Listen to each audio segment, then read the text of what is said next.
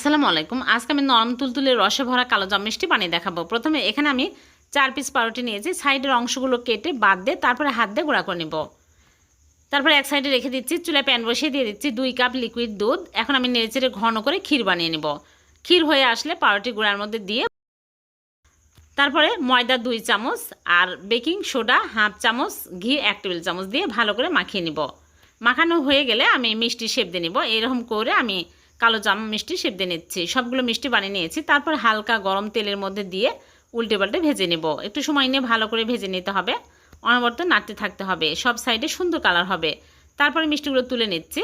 আর এখানে চিনি 1 কাপ আর পানি 2 কাপ দিয়ে আমি ভালো করে বলক তুলে নেব। বলক উঠে আসলে মিষ্টিগুলো দিয়ে দিচ্ছি। মিষ্টি ঠান্ডা দিতে হবে। দিয়ে একটা বলক তুলে নেব। একটা বলক উঠলে মিষ্টিগুলো আমি চুলা থেকে নামিয়ে রেখে দেবো 3 ঘন্টা। 3 ঘন্টা পর সার্ভ করে নিলাম। হয়ে গেল ভীষণ সুস্বাদু নরম তুলতুলে কালো জাম মিষ্টি।